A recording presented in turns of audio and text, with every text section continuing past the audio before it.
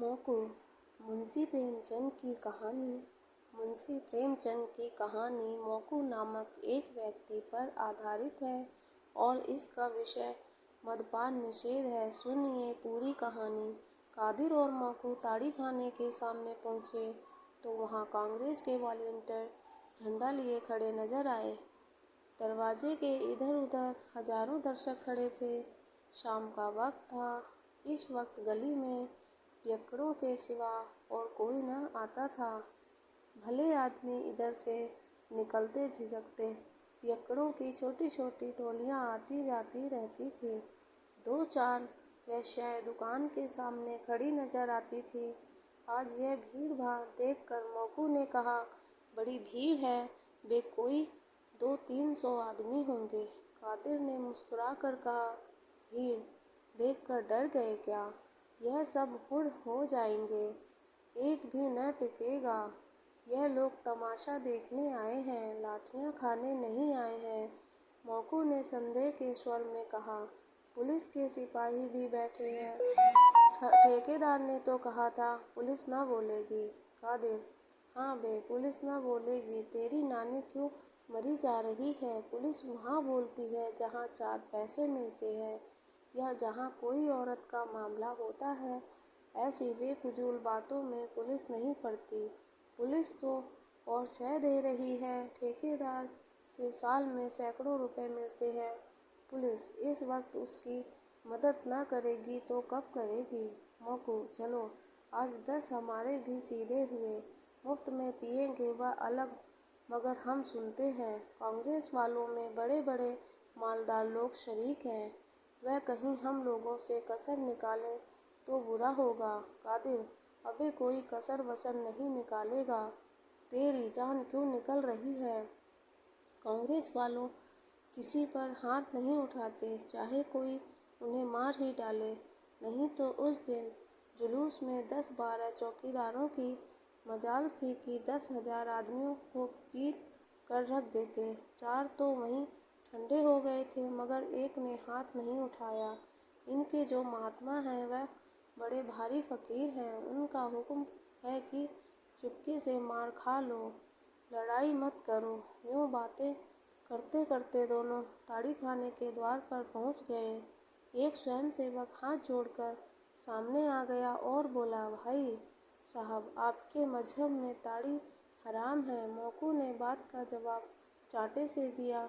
ऐसा तमाचा मारा कि स्वयंसेवक की आंखों में खून आ गया। ऐसा मालूम होता था गिरा चाहता है। दूसरे स्वयंसेवक ने दौड़कर उसे संभाला। 5 उंगलियों का रक्त में प्रतिबिंब झलक रहा था, मगर वॉलंटियर तमाचा खाकर भी अपने स्थान पर खड़ा रहा। मोकू ने कहा, अब हटता है कि और लेगा? स्वयंसेवक ने नम्रता से कहा, अगर आपकी यही इच्छा है तो सिर सामने किए हुए हूँ, जितना चाहिए मार लीजिए, मगर अंदर न जाइए। यह कहता हुआ वह मोकू के सामने बैठ गया। मोकू ने स्वयंसेवक के चेहरे पर निगाह डाली। उसकी 5 उंगलियों के निशान झलक रहे थे। मोकू ने इसके पहले अपनी लाठी से टूटे हुए कितने ही सिर देखे थे, पर आज की सी ग्लानि उसे कभी न हुई थी। वह 5 उंगलियों के निशान किसी पंचशूल की भांति उसके हृदय में चुभ रहे थे। कादिर चौकीदारों के पास खड़ा सिगरेट पीने लगा। वहीं खड़े खड़े बोला, अब खड़ा क्या देखता है, लगा किसके एक हाथ? मोकू ने स्वयंसेवक से कहा, तुम उठ जाओ, मुझे अंदर जाने दो। आप मेरी छाती पर पाँव रखकर चले जा सकते हैं। मैं कहता हूँ उठ जाओ। मैं अंदर ताड़ी न पीऊँगा। एक दूसरा ही काम है। उसने यह बात कुछ इस दृढ़ता से कही कि स्वयंसेवक उठकर रास्ते से हट गया।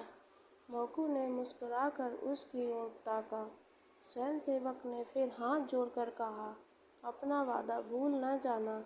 एक चौकीदार बोला, लात के आगे भूत भागता है। एक ही तमाचे में ठीक हो गया। कादिर ने कहा, यह तमाचा बच्चा को जन्म भर याद रहेगा। मोकू के तमाचे सह लेना मामूली काम नहीं है चौकीदार। आज ऐसा ठोको इन सबों को कि फिर इधर आने को नाम ना ले। कादिर, खुदा ने चाहा तो फिर इधर आएंगे भी नहीं, मगर हैं सब बड़े हिम्मती, जान को हथेली पर लिए फिरते हैं। मौकू भीतर पहुंचा तो ठेकेदार ने स्वागत किया। आओ मौकू मियाँ, एक ही तमाचा लगाकर क्यों रह गए? एक तमाचे का भला इन पर क्या असर होगा?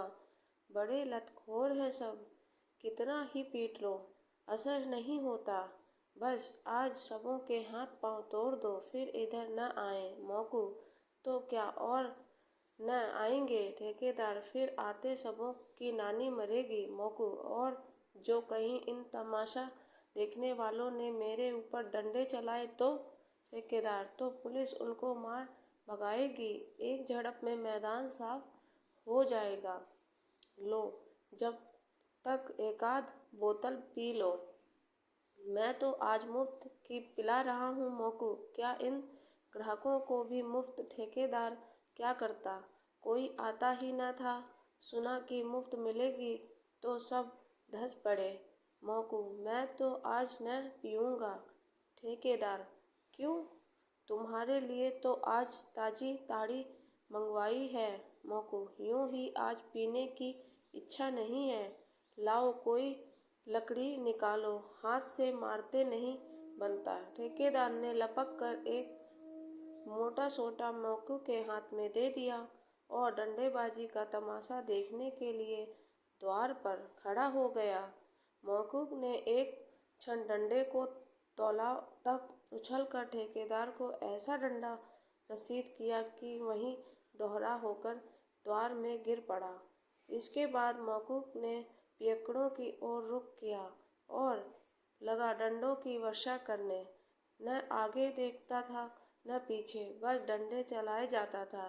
ताड़ीबाजों के नशे हिरन हुए, घबरा घबरा कर भागने लगे, पर किवाड़ों के बीच में ठेकेदार की देह बिंदी पड़ी थी। उधर से फिर भीतर की ओर लपके मौकू ने फिर डंडों से आह्वान किया। आखिर सब ठेकेदार की देह को रौंद रौंद कर भागे। किसी का हाथ टूटा, किसी का सिर फूटा, किसी की कमर टूटी। ऐसी भगदड़ मची कि 1 मिनट के अंदर ताड़ी खाने में एक चिड़िए का पूत भी न रह गया। एकाएक मटकों के टूटने की आवाज आई। स्वयंसेवक ने भीतर झांक कर देखा तो मौकू मटकों को विध्वंस करने में जुटा हुआ था। बोला, भाई साहब, अजी भाई साहब, यह आप गजब कर रहे हैं। इससे तो कहीं अच्छा कि आपने हमारे ही ऊपर अपना गुस्सा उतारा होता। मौकू ने 2-3 हाथ चलाकर बाकी बची हुई बोतलों और मटकों का सफाया कर दिया और तब चलते चलते ठेकेदार को एक लात जमा कर बाहर निकल आया। कादिर ने उसको रोक कर पूछा, तू पागल तो नहीं हो गया है बे? क्या करने आया था और क्या कर रहा है? मौकू ने लाल लाल आंखों से उसकी ओर देखकर कहा, हाँ, अल्लाह का शुक्र है कि मैं जो करने आया था वह न करके कुछ और ही कर बैठा। तुम में कुव्वत हो तो वॉलंटियरों को मारो, मुझ में कुव्वत नहीं है। मैंने तो जो एक थप्पड़ लगाया उसका रंज अभी तक है और हमेशा रहेगा। तमाचे के निशान मेरे कलेजे पर बन गए हैं।